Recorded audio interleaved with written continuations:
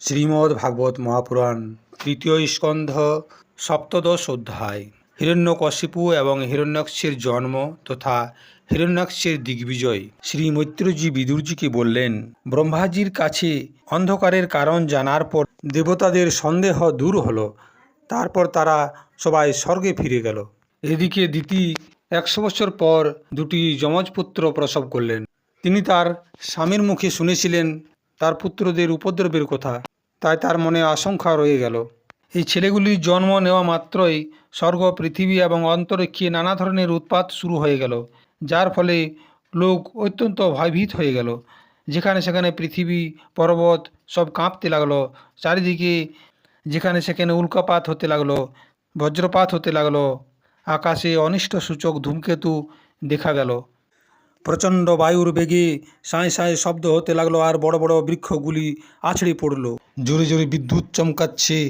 ঘন মেঘ বিশাল রূপ ধারণ করেছে। সূর্য, চন্দ্র, গ্রহগুলি সব যেন লুপ্ত হয়ে গেছে। চারিদিকে আকাশ অন্ধকারময়। সেই সময় কোনো কিছুই দেখা যাচ্ছিল না। সমুদ্র দুঃখী মানুষের মতো কলকল করে জোরে জোরে শব্দ করছিল, আর তার মধ্যে উঁচু উঁচু তরঙ্গ উঠছিল। আর সমুদ্রের জলে অবস্থানকারী জীবেরা সব এদিক ওদিক পালাচ্ছিল। এইরকম ভয়ঙ্কর উৎপাত দেখার পরে সমস্ত জীব ভয়ভীত হয়ে গেল। সেই উৎপাতের মর্ম না জানার কারণে সকলেই ভাবল, এবার বুঝি প্রলয় এসে গেল। ওই দুজন দৈত্য জন্মাবার কিছুক্ষণ পরেই বিশাল শরীর পেয়ে গেল। পর্বতের মতো উঁচু এবং কঠোর তাদের চেহারা হলো। তারা দুজনেই যমজ ছিল। প্রজাপতি কশ্যপজি তাদের নামকরণ করলেন। প্রথমে যে জন্মগ্রহণ করল তার নাম রাখলেন হিরণ্যাক্ষ, এবং তারপরের সন্তানের নাম রাখলেন হিরণ্যকশিপু।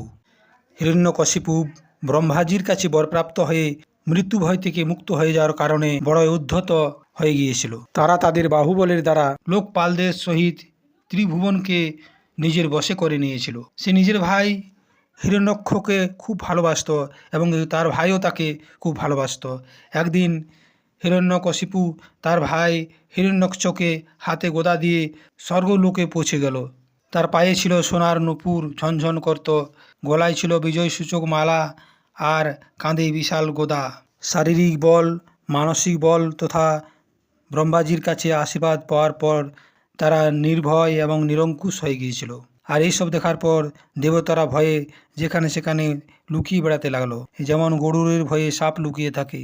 যখন দৈত্যরাজ হিরণ্যাক্ষ দেখল যে আমাদের ভয়ে দেবরাজ ইন্দ্র সহিত সমস্ত দেবতারা লুকিয়ে বেড়াচ্ছে, তখন তারা দুজনে ভয়ঙ্কর গর্জন করতে লাগলো। সেখান থেকে ফিরে এসে তারা সমুদ্রের জলে ক্রীড়া করতে লাগলো। তাদের ভয়ঙ্কর গর্জনের কারণে বরুণ তার সৈন্যদের সহিত সেখান থেকে পালিয়ে গেল। মহাবলী হিরণ্যাক্ষ অনেক বছর পর্যন্ত সমুদ্রে কোনো প্রতিপক্ষ না পাওয়ার কারণে প্রচণ্ড রেগে গিয়ে নিজের গোদাটিকে সমুদ্রের জলের মধ্যে বারবার আঘাত করতে লাগলো। এবং এইভাবে ঘুরতে ঘুরতে সে বরুণ দেবের রাজধানী বিভাবরীপুরীতে পৌঁছল। সেখানে পাতাললোকের স্বামী জলচরদের অধিপতি বরুণজিরকে দেখার পর বিকট হাসি হাসতে লাগলো এবং তার সাথে ব্যঙ্গ করতে লাগলো। এবং ব্যঙ্গ করতে করতে বলল, মহারাজ, আমাকে যুদ্ধ ভিক্ষা দাও। হিরণ্যাক্ষ বলল, প্রভু, আপনি তো পাতাল লোকের স্বামী, বড়ই কীর্তিশালী। আপনি তো বড় বীর যোদ্ধাদের পরাজিত করেছেন। একবার নিজের সংসারের সমস্ত দৈত্য দানবদেরকে জিতে পরে আপনি রাজ্য যোগ্য করেছিলেন।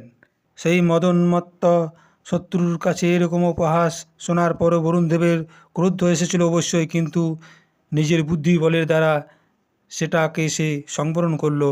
আর তার বদলে তাকে বলতে লাগলো, ভাই, আমার তো যুদ্ধ করার কোনো প্রয়োজনই নাই। ভগবান পুরাণ পুরুষ ছাড়া আমি এমন কোনো কাউকে দেখছি না যে তোমাকে যুদ্ধ করে সন্তুষ্ট করতে পারবে। তাই তুমি উনার কাছে যাও। উনার কাছে পৌঁছালে তুমি সন্তুষ্ট হয়ে যাবে। একমাত্র উনি তোমার সমস্ত মনোবাঞ্ছা পূর্ণ করবে। তোমাদের মতো বীর পুরুষরা উনার গুণগান করে। উনি হলেন পরম বীর। উনার কাছে পৌঁছালেই তোমার সমস্ত ইচ্ছা পূর্ণ হবে। উনি দুষ্টদের দমন এবং সৎপুরুষদের পালন করার জন্য বিভিন্ন সময় বিভিন্ন রূপ ধারণ করে থাকেন। ইতি শ্রীমদ্ভাগবতে মহাপুরাণে পরমহংস্যাং সংহিতায়াং তৃতীয় স্কন্ধে হিরণ্যাক্ষ দিগ্বিজয়ে সপ্তদশোধ্যায়। প্রিয় দর্শক, আপনি যদি ভগবত প্রেমী হন আর ভিডিওটি যদি আপনার ভালো লাগে থাকে, তাহলে অবশ্যই লাইক করবেন এবং এরকম ভিডিও পাওয়ার জন্য আরও চ্যানেলটি সাবস্ক্রাইব করে সঙ্গে থাকুন। ধন্যবাদ।